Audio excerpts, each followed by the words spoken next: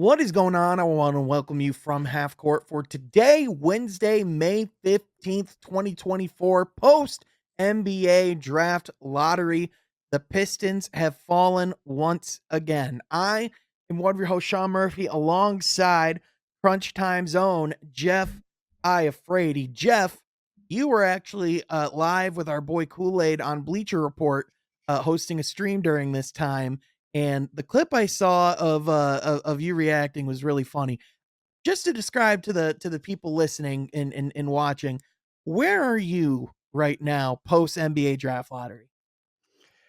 I would be lying if I told you I'm not upset, but we've talked about the draft and previewed it here, and we tune into it a lot of NBA draft content, and it's not that there's a Victor Wembanyama to where damn if you get number one you have a franchise changing player. There are going to be good players out of this draft, but I think that right there landing the fifth overall pick kind of symbolizes just the just how bad it's been. I think that's really what it comes down to. It was comical. It was obviously disappointing, but it was more so comical at the time. Like the Pistons, the last however many years now, especially when we've been covering them, it's been rough. But I think yesterday, not last night, but yesterday, them falling to five just kind of was like, oh yeah, this is where we are. Like I said, it's not about last year. To me, was worse that they didn't get the number one pick. This year was just like, Way oh worse. great, Right. here we are. I don't think even if they got the number one overall pick, we'd still be talking about what's next. How do they get out of this hole? That's probably the bigger discussion. Acquiring talent. But yeah, I'd be lying. It's disappointing. I know people are saying it's rigged, and we'll get into it, but yeah, it was funny being on Twitter or X and seeing all the Pistons fans react to it as well because Yeah. everyone's pissed off, and I get Yeah. it, I And understand anytime there's a complex system where it's all behind closed doors and the footage is only released after the fact, and it's so, like hush hush, and it has such massive consequences for big, just big picture stuff. I think it's impossible to not have those thoughts in the back of your head of, well, is it rigged? Is it, like do they right. try and favor it, or, tilt the scales? But the reality of it is it's a very, very calculated, complex system that's been tinkered over the course of years, and we'll talk about it more in a minute. But essentially, the Pistons are the beneficiaries, or should I say, non-beneficiaries of the league's takedown on tanking. And the bad part is we know this last year the Pistons weren't even tanking, and that's what makes it, like even more difficult for them. And it's funny because a lot of the teams that are currently in the playoffs now are the teams that were tanking and that were benefiting off of the old system. And then now a lot of the teams that are losing now are actually the ones that are, getting punished for. And funnily enough, like the Pistons refused to tank for so long. And now finally, when they do, they're the team that's getting punished for. It's just ironic how that works out. You know Early what I bird mean? gets the worm. It's Yep. messed up, man. Yep. It's messed 100%. But also joining us is the Marquette Heat, joining us from that seat, and in a city that's a little bit more excited about the current state of their basketball team, Troy Sergey. Troy, how's it going, brother? Going good, Sean. Yeah, I mean, you guys both nailed it with the draft lottery stuff. It just hurts differently as a Pistons fan, looking at over the years and looking at kind of always falling. It seems like out of the top three. I mean, really, Cade is our only top three pick in the last 15 years. Um, that really shows a lot, and we've had some pretty bad teams over the last 15 years. Oh, yes, we have. So yeah, I mean, you guys said it well, but yes, this city is super excited about basketball right now with the Pacers winning yesterday as of a recording, tying things up 2-2 against the Knicks, and of course, Caitlin Clark made her preseason debut last week and makes her regular season debut tomorrow, and then home debut Yes. on Thursday. Jeff just had to leave to record something for Crunch Time. He'll be joining us later in the pod. As for recording, the Jared Goff deal just got broke. So if you want to see coverage and reaction to that, go check that out on Crunch Time with Jeff and those guys. But Troy, that's not what we talk about here necessarily. We talk NBA basketball, and the big news in the Pistons world, as we were kind of alluding to and talking about a little bit, is The Pistons fell in the lottery yet again. You brought up the statistic actually before we were recording that no team has ever fallen below third before last year. The Pistons have now done so 2 years in a row, falling at 5, tying for the worst draft fall in NBA history 2 years in a row. Obviously, last year's hurting far more and being more devastating, I would say, in the landscape of the league. But Troy, I think it just feels like salt in the wounds to not only to the organization, but I think just to the fans. It's a bitter pill to swallow, but that's what happens when you rely on the bounce of ping pong balls. It does, Sean. And I think that's the thing is that, coaches and players come and go, the general managers come and go, but the fans don't. Us fans stay and watch this team year and year and year out. So, I think you're right. Really, who this hurts the most isn't your current players, isn't your coaches, isn't your GMs. It's us. We've just seen it all. We've had a lot of heartbreaks on lottery night. We've gotten some good picks over the years, of course, but we've certainly missed on just as much, if not more, of those picks. So, yeah, it just stinks. Very much stinks. Yeah, well, that's unfortunately that's the way it goes when you play the lottery, both in life and in sports.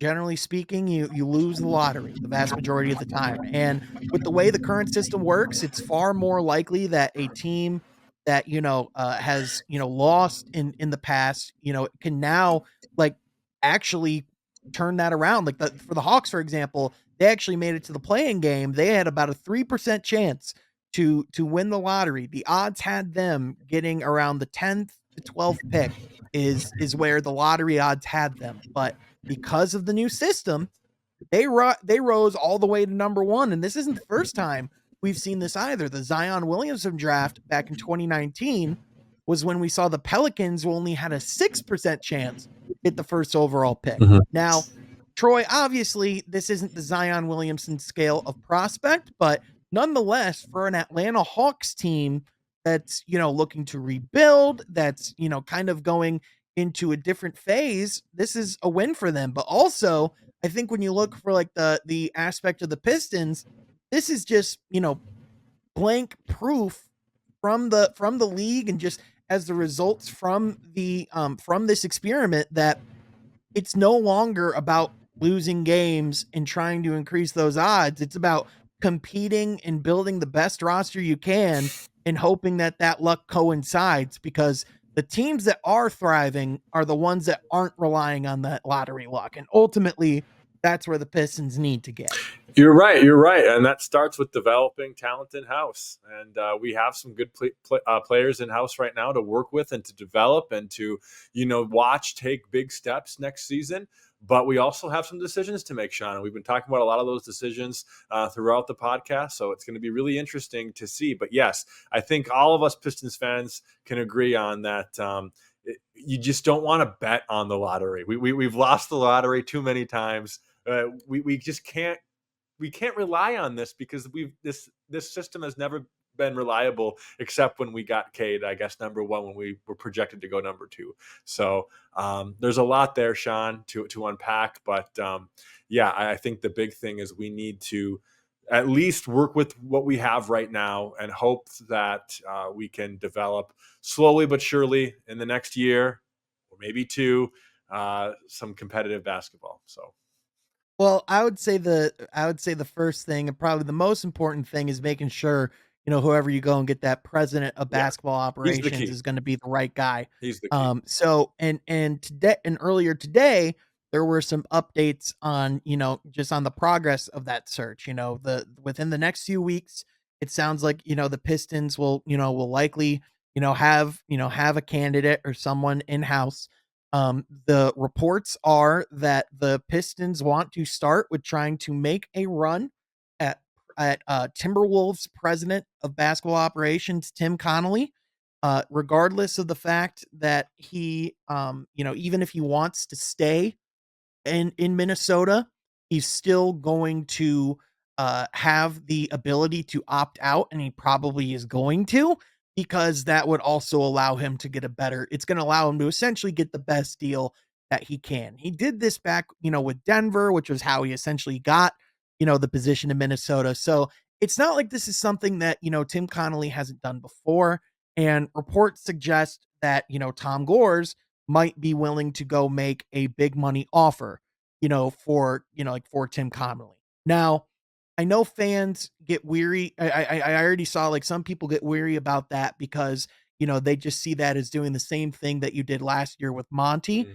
And I would say from a strategy standpoint and from, like I would say optically and the way that, like that move works, yes, it would be a similar move strategically. However, Troy, I think where there would be more reason to have confidence in a Tim Connolly move and why there's like more credence, in my opinion, for Tom Gores to make that type of move is for one, the levels of losing you've seen, but also, unlike Monty, there is an extensive track record of success. Monty has had a long coaching career, but it's been blips and points in his career where we've seen him succeed, certain teams and situations where we've seen him thrive. Whereas, as it stands, we are watching the two best teams in the NBA facing off against each other right now in the Wolves Nuggets series. And by the way, the guy who built both those teams is Tim Connolly. Yeah. So it's not a fluke. This guy's done it twice now.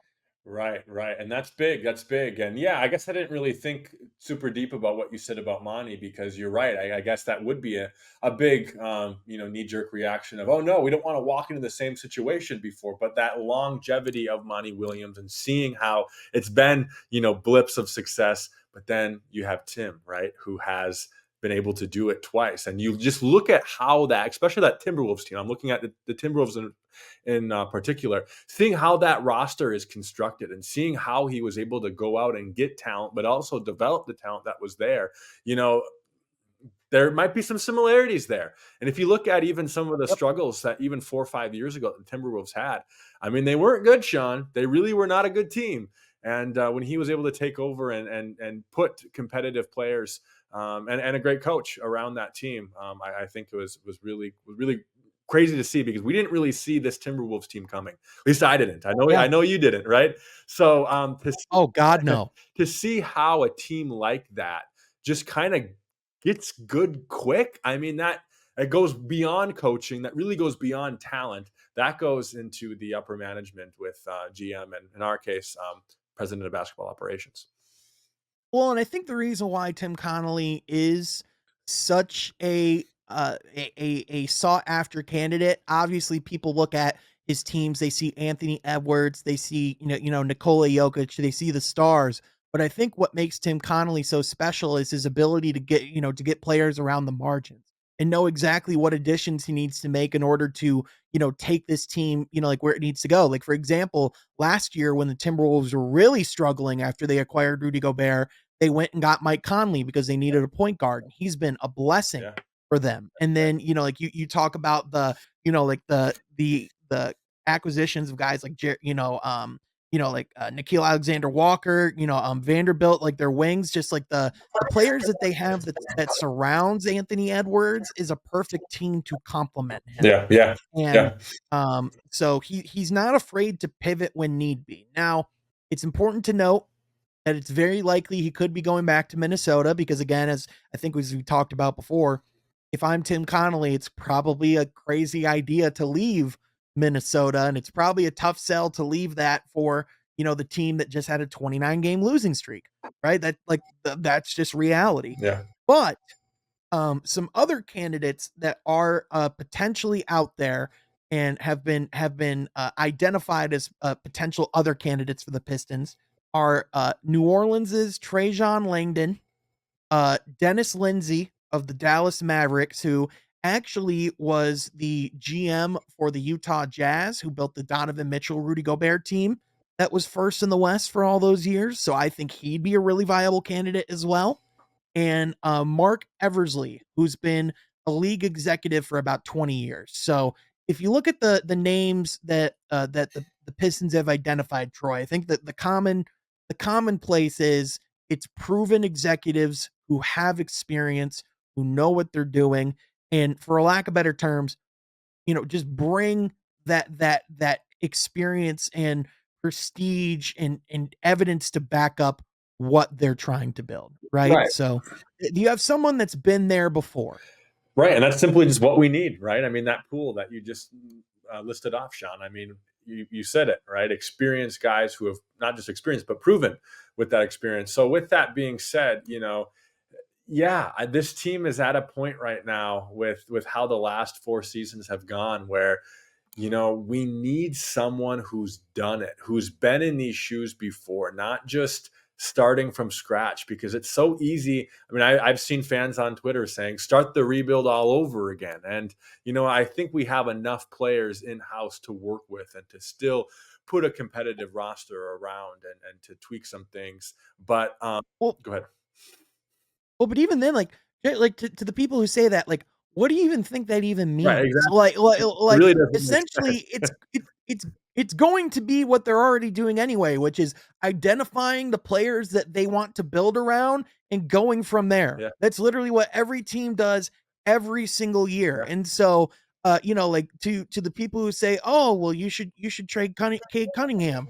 We just talked a minute ago about about Lady Luck in the lottery, and specifically how many times like again, this when we did get Cade Cunningham, it was the first time in 50 years that the Pistons had the number one overall pick, And what did we say and it was afterwards? No guarantees we'll ever get back there. And sure enough, and it was the first time they ever won the lottery, because when they got the first pick back when they got Bob Lanier, the lottery wasn't a thing.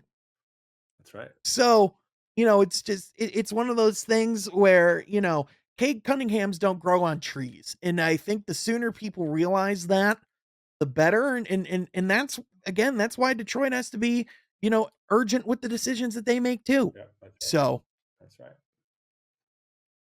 yeah, and obviously it was cool seeing, it was great to be able to see like Asar and a lot of the other players, like they're representing and in person. And although like last year when, like when the Pistons were able to draft at 5, there was still that type of prospect, in Asar. Unfortunately for this year's draft, I just don't think that's going to be the case. I think it would be a win, and I'm not sure what your thoughts are, Troy, but if they could get someone who can at least somewhat consistently come off the bench Mm. this year, I would see that as a win if they keep the pick.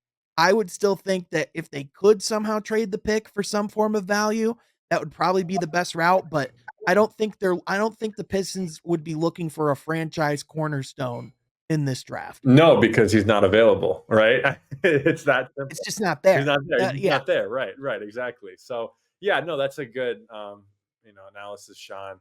But I guess we'll talk about this more in the upcoming weeks, and maybe I'll be swayed, but I guess I'm more open to trading it than keeping it at this point today. I just think in a league like this, and with this roster that we have, you have a guy like Cade entering year 4, but in some ways entering year 3 because of the season injury in year 2, and then you have Ivy and Duran entering year 3. So even those guys are just so young. Like those what is another younger player going to do? I would rather get a proven role player for that. Well, that's the thing. The team is too young. The team is just too young. You don't want to get even younger. So, yeah, I'm more inclined to trading the pick, Sean, unless we really have a guy at 5 that we think that can, play high impactful, coming off the bench, if that's 20, 25 minutes a night at most, great. But I don't know. I don't see that right now. Yeah, it's there are interesting prospects that that are currently being mocked around 5, and I actually do want to have our guy Steve from Resball Pod on here soon to talk just about the draft and potential prospects to expect around that pick. But it's one thing if they were to bring in a new president and it was a different regime that was going to use that pick. I think especially where, I think just, some of the concern would be, or I think just where people have their doubts at the draft right now is just kind of where, where Troy Weaver is in the equation, who's actually making those decisions. Yeah. Right. And, we did get the report confirmed that essentially whoever comes in and fills this president seat is going to have the say on Troy Weaver's future. So that's something that we already kind of figured and talked about on this podcast, but that's something that has officially, now been confirmed.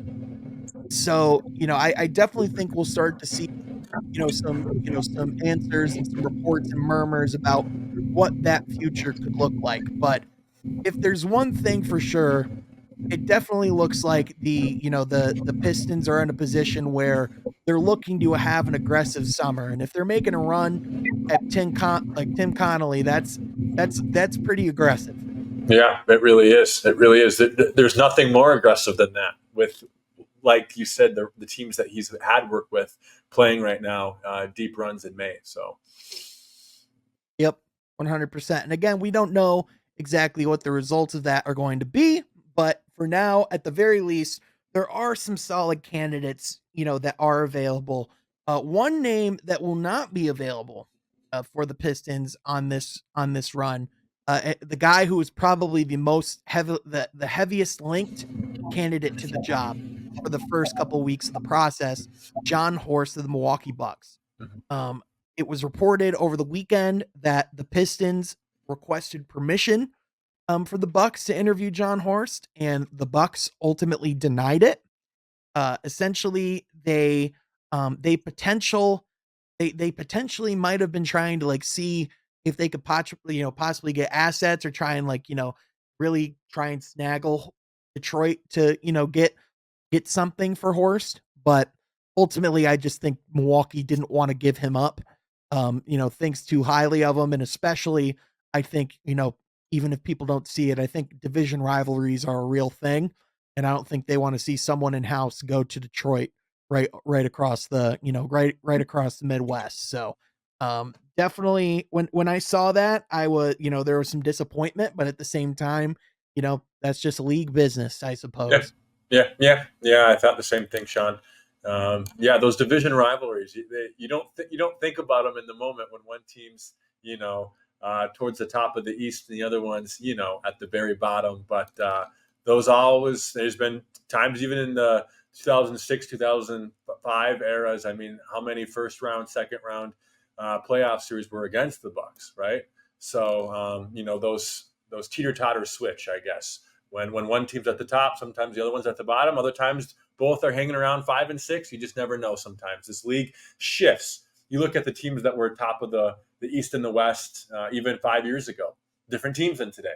It's just always a pendulum. So Yep, 100%. And it'll be interesting to see how the Bucks, how that Bucks situation evolves, because I'm sure John Horst is was kind of partially looking at that Detroit situation as, some extra stability, extended contract years, but also, a lot more freedom to maneuver than he's going to have here in Milwaukee, because they're going to be a second apron team. right, They have a lot of, things they need to figure out on how to help Dame, Giannis, and Doc Rivers put that all together. So, you could almost argue, if you're a president or if you're a GM right now, you could almost argue that that new fresh start with like a 5-year contract in Detroit would be more appetizing. But yeah, yet again, Giannis could just go full Giannis, and I could just look like an idiot a year from now. So we'll see. yeah, But uh, Troy, let's talk a little bit, about the current playoffs that are going on right now. Specifically, I think we should just get right to that Denver Minnesota series that I've been alluding for a little bit. yeah, I texted you in the middle of game 3 as Denver, I think it was around the first quarter even, yeah. First when quarter. Denver was just starting on their run. And the thing I texted you was, could you imagine if after game 4 we're talking about a tied series? Because after game 2, the whole world seemingly declared that the Nuggets were toast, and even I was at a point where, especially just the way Denver looked, especially in the first round and the first 2 games of this series, like, it wasn't a small sample size, Troy. They were playing like bad basketball for a couple Yeah, weeks. But then Mike Malone seemingly flipped the switch with his team, showed them what all the pundits were saying throughout the league. Hopefully they didn't show them our podcast. I doubt they did. But they essentially showed footage of people saying that they were cooked. right. And as a result, now Troy, now we're talking about a Denver Nuggets team that's going back home, tied in the series, and I think if anything was proven over the last few days, Troy, it's that Nikola Jokic won those 3 MVPs for a reason, and also Denver won the championship for a reason. Yeah, yeah. There's a lot there to unravel, Sean. And I think the big thing is, yeah, the stars. Jokic is looking good, but another guy, Sean, that I mentioned even last podcast that I wanted to see more of, and we certainly saw more of him in Game 4. Aaron Gordon, the guy Aaron Gordon crucial is for that incredible, man. team on the offensive end. And I think even Jamal Murray has just kind of had, I mean, he was playing okay. I mean, he had those clutch shots against the Lakers in the first round, but he certainly moved that tier up in games 3 and 4 that he didn't really have in 1 and 2. So those guys are cooking. You're right. And, Anthony Edwards is still playing good. Right. I mean, game 3 was a little weaker than 4. He did a good job bouncing back, but they still lost. Right. And for that Minnesota team who's played so well all season long, always in that top 3 of the West, to lose 2 at home for them, very interesting. So how the road team has won every game in this series, you really don't see that super often, 4 games deep. But I it'll be think very, it's only the 4th time in league history that we've seen it yeah. in this round or in this particular situation. It's whatever the number is, it's only happened a few Right. times. So it's a very rare occasion that we're seeing right now. But even didn't Anthony Edwards say after game 4, the second you make a mistake, Jokic is right there to see it, or something along those lines of Jokic's basketball IQ on both ends of the court is just out of this world. And you mentioned he'd won the MVP 3 times now for a reason. And it's oh my gosh, game 5, Sean, game 5. We're all here for it, aren't we? It's going to Oh, be it's a gonna be great. incredible hoops. Yeah, yeah, It's gonna be great theater, especially, the, Jamal Murray and Anthony Edwards, jawing at the end of the game. yeah. Really, it was just Ant just talking to him. He essentially just went up and was like, "Hey, good stuff. We love it. We love to hear you chat. That's what motivates us." Essentially all that type of stuff. I think one of the when Jamal Murray made that half Yeah, court shot dude, that was crazy. at the end of the first half, I think that is one of the most electric moments I've seen live in the Me NBA in a too. long Me time. too. Because the Like, steal, right? I mean, they got the steal, they got the dunk, and then it was like, oh, there's 2 seconds left. We'll throw a Hail Mary to see if one of our guys catches it. Nope, steal by Jamal Murray. Oh, 1 second left at the half court line, shoots it. Oh, 3 points just like that. So that was a 5 point swing in 5 seconds. 8-point swing. They Oh, they right, because then the three before that. Right, right. So 8 point yeah, swing. Yeah, 8 point swing. which That's which demoralizing. by the way, Troy, what was the final score of the game?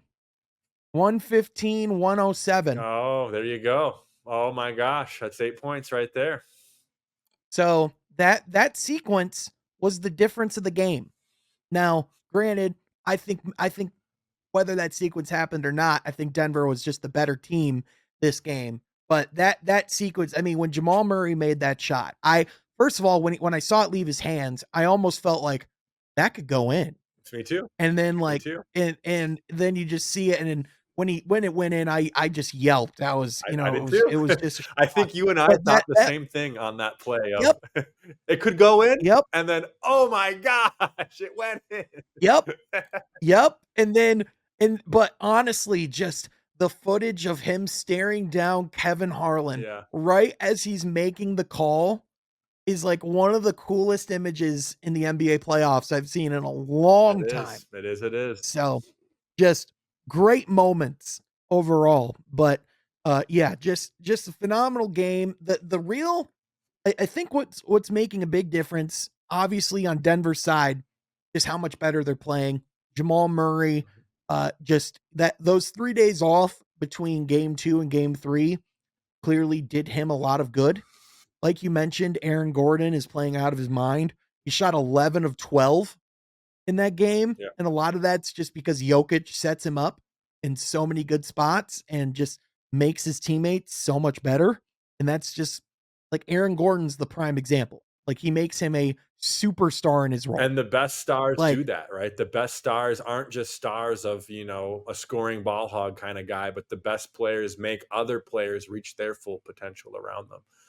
yep, And I also think that that these last couple of games have kind of been a pretty revealing, just aspect of the Timberwolves where yes, this team is really good, but Anthony Edwards had 44 points that almost didn't matter Right, right, because right. if nobody else is getting their offense, then what's going on? I mean, in particular, Carl Anthony Towns was 5 of 18, Yeah, Minnesota and can't be doing that. Rudy Gobert had 5 turnovers himself. So, and the other uncomfortable reality from Minnesota as well is that they had their best defensive performance when Rudy Gobert wasn't even in the arena. It's a little Like scary if I'm a their best Timberwolves game fan. of this series was when Rudy had his child. Yeah. And so now you come home, you have your defensive player of the year. You'd think that's going to jump to a different level. You have this arena of fans that are ready to explode. Mm-hmm. And then they come home, lose 2 to the Denver Nuggets. Jeff, now that you're back, first of all, welcome back. Thank you. Really, really quickly, I want your thoughts on this on this Nuggets Wolves series, but I also want your quick hot bite thoughts on Jared Goff. So the Jared deal, real quick. I know if you're a business fan, you're a Lions fan. So I think everyone's excited the deal's done. I know the length was probably the biggest thing. The terms of the agreement. Wasn't sure what the holdup was. That was kind of my prediction. Like, hey, maybe it's just ironing out those details, guaranteed money. I'm glad he's around long term. You got consistency. You re-sign Amon Ra, you re-sign Panay. You got Jared Goff, and everyone else is on rookie contracts. So, in terms of continuity, longevity, leaving the window open, it had to happen, and it sends a good Yep. message to the locker room. So great for the Lions. Also great for the Nuggets because I'm going to be honest, we talked about it when they were down 2-0 and they lost both home games.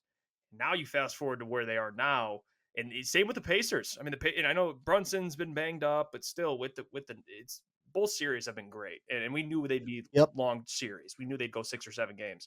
At least the Knicks, we were a little more shocked. But we didn't know Brunson. I didn't know he'd get hurt though. That was the biggest thing. Well, it's funny though because the Knicks series is the because like the Nuggets Wolves series is the inverse of the Knicks Pacers series because you'd expect both teams to get their wins at home, Right. but I mean that it's just so unconventional. And it's funny. Look at the Nuggets this playoffs. I think I saw a stat after that Lakers series that the Lakers led in terms of minutes more than the Nuggets, and they still won. And Yep. now you go to this series, and the way they went down 2-0, and then Minnesota had an opportunity to answer Game 3 in Minnesota. Crowd's fired up. They just took the crowd out of it.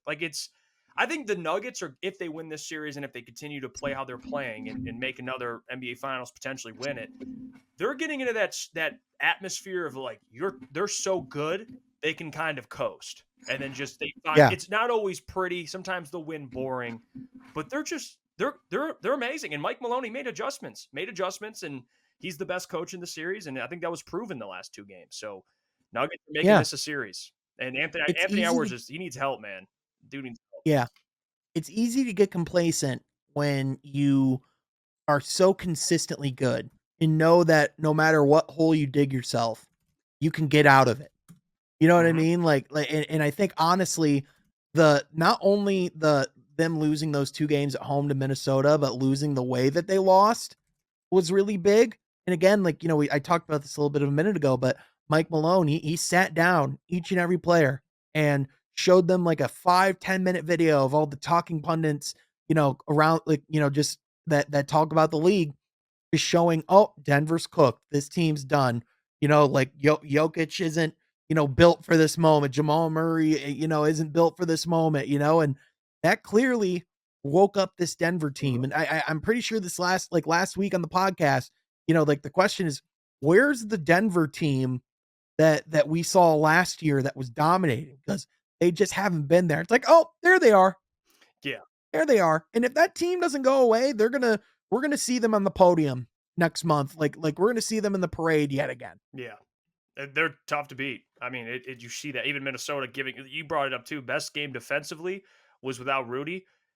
So I think also another X factor player, and you saw that kind of on display in this series on the Nuggets, is Aaron Gordon. Like if Oh, yeah. He We were just oozing on he Aaron is Gordon a minute ago. We incredible. love And I him. think people forget what Aaron Gordon was before the Nuggets because of the role Orlando. Yeah. he Yeah. needed.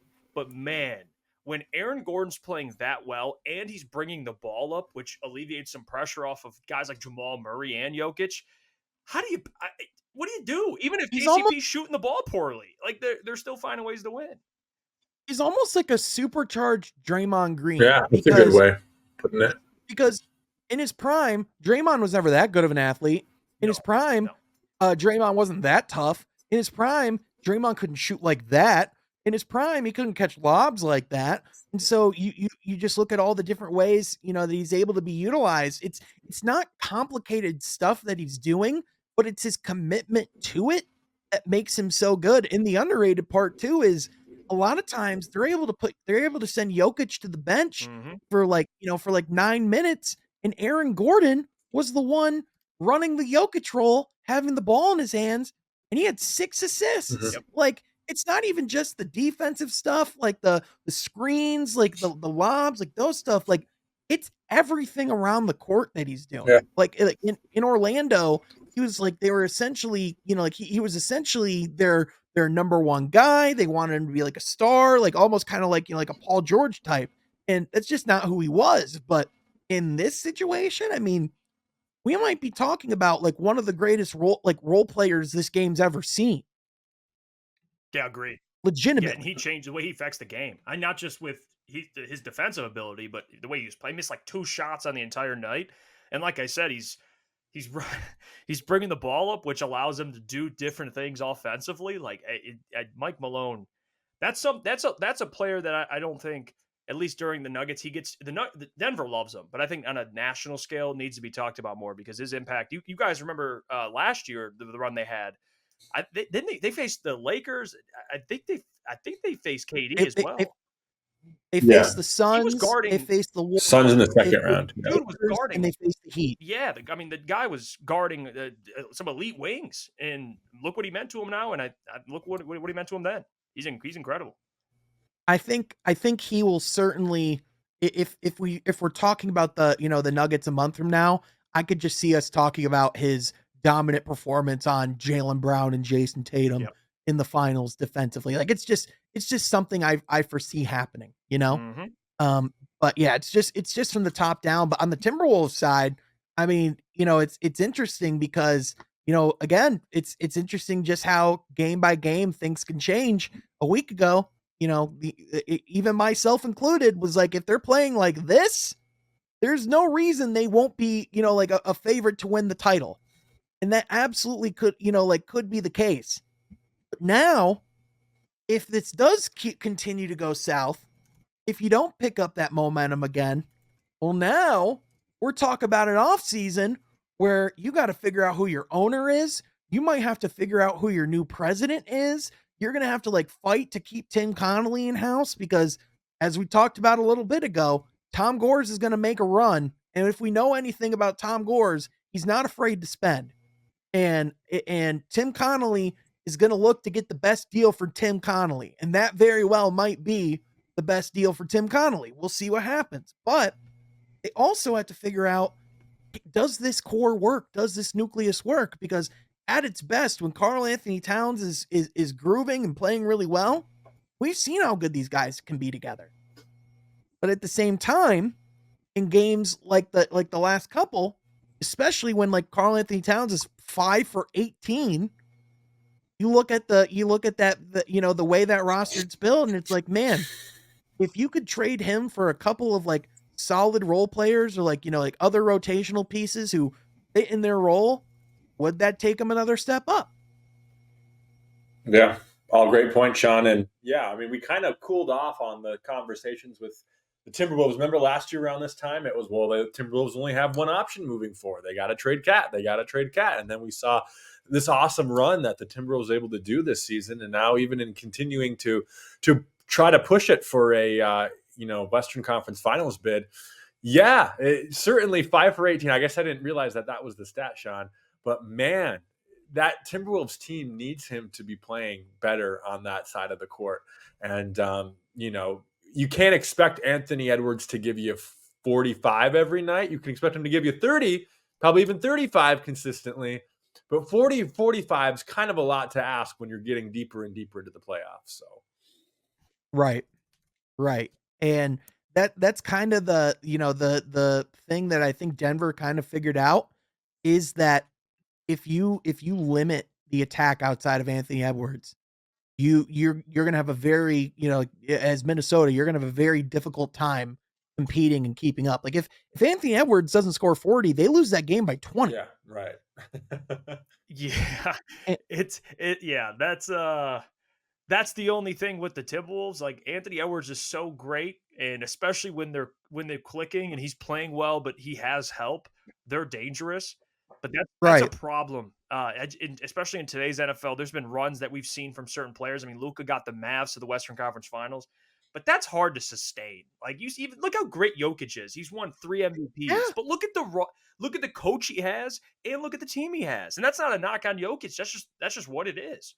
Like it's hard. Yep. It's hard to do it all by not that he's by himself, but without a team like the Nuggets. Nuggets are clearly the better team on paper. Minnesota was playing well early in the series, but you're seeing it play out that way. Right. And not to keep comparing him to Michael Jordan because we don't want to keep comparing. He doesn't want to be compared, and it's an unfair comparison. But it's impossible to not kind of look at this situation as kind of similar to the early days of the Bulls, where Jordan was in the playoffs scoring like 40 plus, 50 plus, Yep. 60 plus points, having some of the best performances we've ever Going home seen, early. seeing a young budding star. But man, they're just a step Yep. away. Something's missing. And it was the adjustment they made at coach. It was, those things. I think for Minnesota, I think they have the right coach. I think they have a lot of the right pieces. I think they just have to figure out that, who's that other star to have alongside Ant. Because as good as Cat can be, I just don't think he's consistent enough to get you through the playoffs. If he comes through and beats this, like if they go through and beat this Denver team, consider me proven wrong. Like honestly, like I think, there's still a legitimate chance they could go and win 2 or 3 against Denver. But if that Denver team shows up again, and I think they might show up again, it's just, especially if Denver's awoken a way they have been, it's just hard to see them getting beat once, let alone twice. Yeah, Cat's a 3 in my opinion. On a championship team, I think if Cat Yeah. buys in, he should be your third. Depending on how good the team is, maybe your fourth, but third best player. I don't see Cat being a running mate for Anthony Edwards and them going on these long playoff runs. I just don't. And I know Cat's was an all-star, but we've seen players be all-stars but still accept a smaller role on a great team. And in the the antithesis of that, Jalen Brunson, who I thought was a 3, is really like a 1-2. It's just certain players you just see it. I forgive you. I I forgive you, by the I'm way. gonna say Yeah. it at least once a week. I promise you that. But Cat, they got it. They got to get him the Scottie Pippen to Michael Jordan. They have to. Yeah, without a doubt. Troy, are there any players that you would fantasize, love to see play alongside an Anthony Edwards?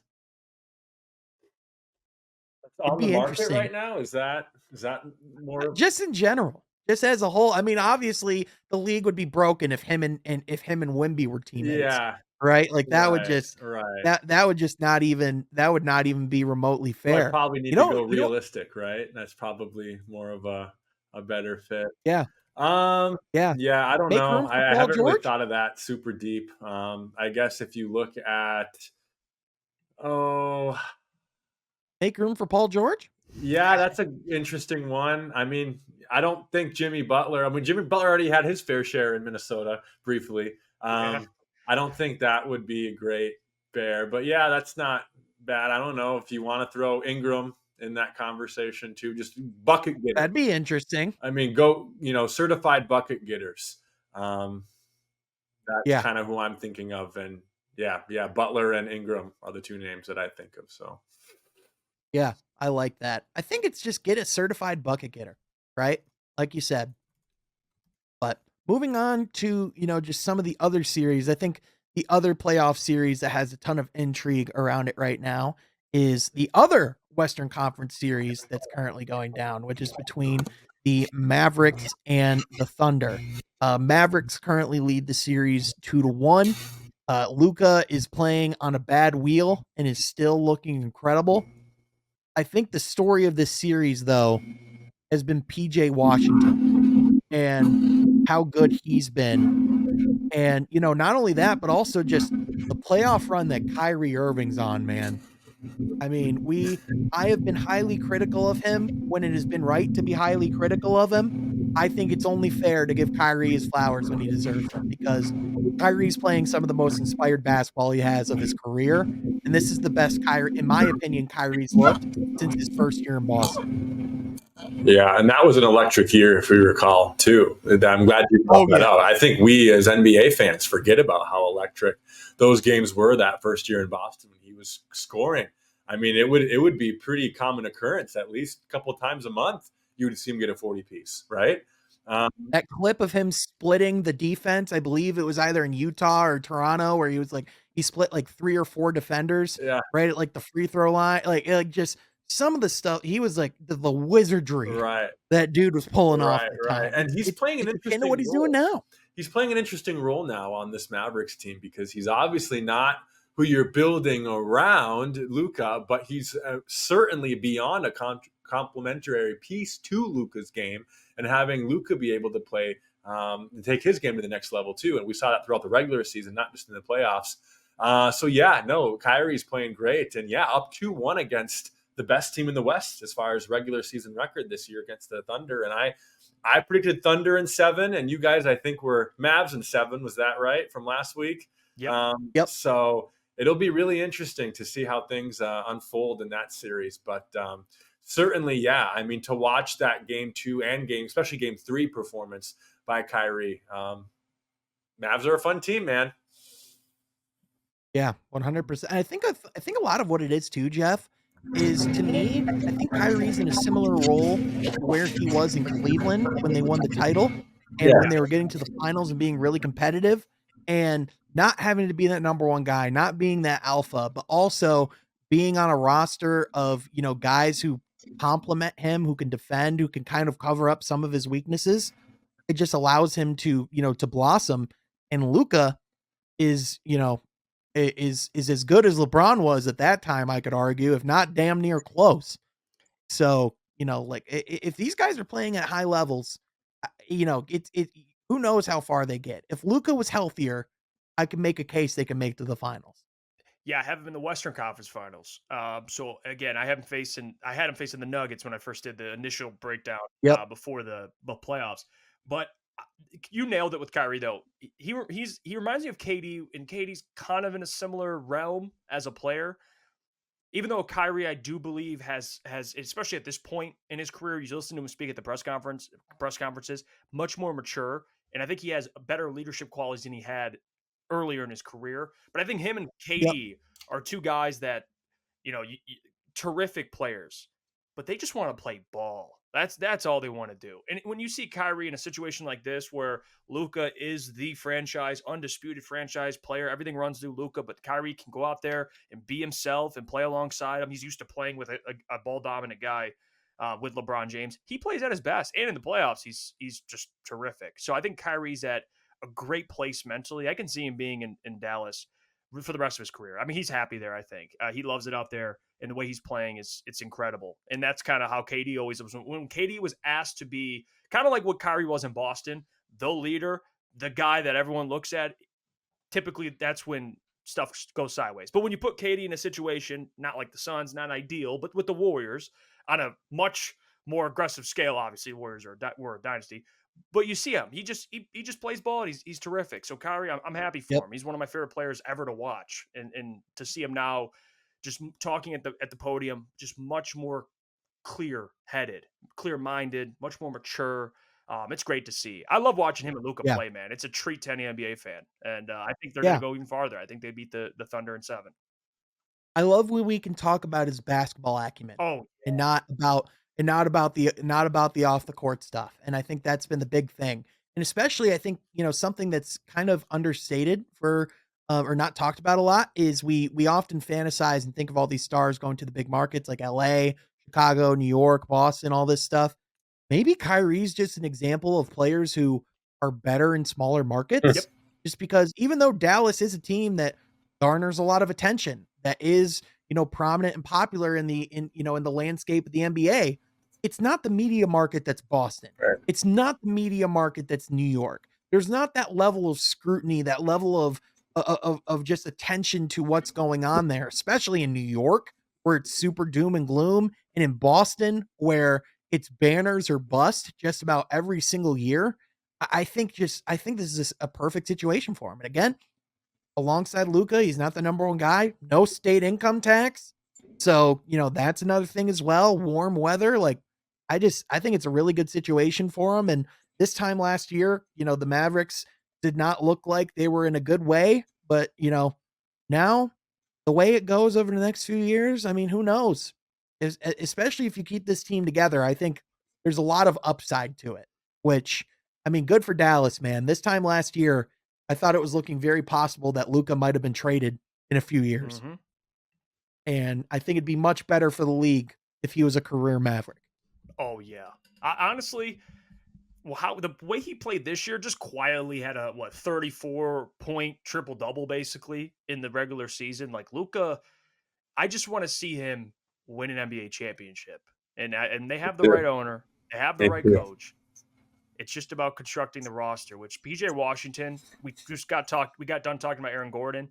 You need a player like that does the dirty work, and I like PJ. They still got more work to do, but I like some of the moves they've made. They just got to keep building this thing around those two players, man. They can make some playoff runs for the future. Yeah, without a doubt. I want to circle back to the lottery for a little bit, not really about the Pistons. We kind of already, touched on that. And, I'll actually be on Crunch Time later tonight, talk about that with Jeff. So be sure you tune in over there. I'll be making some more appearances talking hoops. So more bonus content of the boys. But I want to talk about the Atlanta piece of it Mhm. because specifically for them, this now kind of primes them to go and move Trae Young, which was already the, kind of the rumor on the street was that was their plan this offseason, was to rebuild, to move on. But landing the number one overall pick, being, kind of being like I believe they're half a million away from being a tax apron team. Like, this is, in my opinion, the perfect excuse to cut your losses and to move on into a rebuild. In that case, I know the number one destination that's being thrown around for Trae Young is San Antonio, and specifically to play alongside Victor Wembanyama. Now, I just can't picture a world where Greg Popovich doesn't ponder retirement within 10 minutes of Trae Young being in his gym. So, like, that's just, I think that's the aspect of the reality Yeah. that's very difficult for me to kind of really work out in my head. But that would certainly be one of the most tantalizing duos in the league for years to come if that were to happen. Do you have any interest in seeing a Trae Young Wemby combination? Do you think there's any likelihood to it? And what do you think? Like, what is next for Trae Young in general? You go first, Troy, because I was going to say, yeah. I mean, the Spurs have one interesting word that makes this an interesting conversation. That's culture, right? And I don't know if Trae Young fits that culture.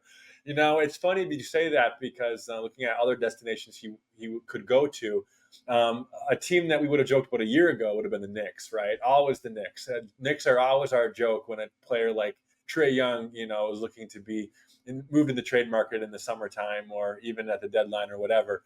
But we know the Knicks are playing competitive basketball right now, and I don't really think Trae Young would make sense, nor would I even really understand or know, what New York want to give up. I guess another team. Putting him next to Jalen Brunson makes absolutely no Right, sense. exactly. So a team maybe that we have to make fun of a little bit, the Lakers. Just They are one of the teams that are in reports. it's tough because we know Trae Young is such a talented player, but with what you have to give up as an organization to get a Trae Young, we have to play the game of comedian, right? We have to play the game of what's funny. right? Or what team is desperate enough to do something. I don't know if Clippers would, because I don't think that. I mean, they have all older guys, right? I don't think the Clippers would be in that conversation. Dear God, don't tell me the Phoenix would be calling. So Well, I think those are both teams that are in the second aprons, even right, if they right. wanted to. So really, as the Lakers, our only team that we can make a viable conversation with, Miami. I don't think Miami would they? No, Right. no. I think honestly, it's teams like San Antonio. It's, you throw out like, like small market teams that could potentially be in that conversation. But Jeff, what about you? What are your thoughts? I think honestly, like I don't even know about the destination. I just think in general his role in the league and how he's viewed, I think his days of being a franchise player are over. At the very least, the number one franchise Dude, player. you must be in my head, Sean, because that's where I was going with it. I was gonna say the San Antonio fit. I don't hate, but here's the kicker: who's taking the shot at the end of the game, and that's Yeah. Victor Wembanyama. But I don't that's give a a damn. real question. That's a real question Yeah, you have like, to and I ask. think Trey's mentality is he's been in Atlanta, and and I think DeJounte and him talked about it on Trey's podcast, how they came from two different situations. Trey's was basically given the keys to a franchise, and that's kind of been his mentality with the usage rate. And he is a great player, but DeJounte had to Yep, kind of earn it, and then he eventually got it. Now in Atlanta, there's been some problems there with those two coexisting. If Trey goes to San Antonio, if he in his mind accepts, okay, this is Victor's franchise, I'm going to get yep, mine. But again, everything runs through him. I'm going to make sure he's taken care of. I think it could work. But if Trey comes in with the Hawks mindset, it could easily go to disaster. So that's yeah, where I think San Antonio, to Troy's point, culture wise could fit, but he would have to accept it and buy in. I'm not saying you got to yeah. take a 5 steps back, but he can't, like you said, can't have that I'm the franchise player mindset. Like me and Victor are on the same level. It's not going to be like that, nor should it be. Right. We know that, that Trey Young's great in the pick and roll. We know that he can shoot. We know from, just from a basketball skill set standpoint, there would be a lot of intrigue and reason to, put those guys together. And I kind of agree with you, Troy, of, it would be like you would have to ask the question. But I don't think the question is who takes the last shot. I think the question is, hey Trey, Victor's taking the last shot. Are you okay with that? And if the answer is no, then it won't work. Like Mhm. I think that's kind of what it comes down to. And like look, we can stop having the debate of who was right between Dallas and Atlanta because obviously Luca's the better of the two players. So now it's the just okay, but where does Trey Young fit? And I think as of right now, there's a lot of skill to believe he could be a number two guy on a championship team, but honestly, I think, just the one thing we know for sure is, he's more in the elk of like a Tracy McGrady type all-star, or almost even like a Stephon Marbury where, there's a lot of skill, but he's not one of those guys that you're going to be building the entire farm around. Yeah, and that's where it's kind of come down. They had that run, what, years ago, where he took that team to the Eastern Conference Finals. But with him as your Yep. as your franchise number one, it's just not. It's I don't think it's sustainable running it that way. I think Trey needs to just kind of and that takes, I think, maturing too, just being in the NBA. But I do think San Yeah. Antonio would be probably the best fit, and I guess for him to accept a role like that, I think it'd be with San Antonio. I think he would If buy. he were if he were to thrive and to buy into a culture, I think that would be Yeah, his best I'm fit. with you. But yeah, but ultimately it's on whether or not he wants to become that guy because, it's when you are that guy all your life and, like you're told continually you're that guy, you're that good, you're number 1. It's not it doesn't compute right away when people tell you, "Hey, you're not number 1. You're not that guy." You know what I mean? Especially in the elite, like when you're one of the elite of the elite, like Trey Young kind of has been over, the course of his career. So, definitely going to be fascinating. Again, that's the beauty of the NBA is, a team like Atlanta who was in the play-in tournament, only had a 3% chance to win the lottery, was able to get the number 1 pick And Detroit, 29-game losing streak, falls out of the top 4. So if that's not the brutal world of basketball, I don't know what is, but we're going to be here to talk about it and break it down nonetheless. Boys, thanks so much for being here. Thanks to everyone for listening. If you like this video, be sure you like it down low and subscribe to the channel so you don't miss any future podcasts. Also, be sure to go check out Crunch Time with Jeff, Iafrani, and Booner and those boys as well. Thank you so much for listening. We'll catch you guys next time from Half Court. Be sure you subscribe.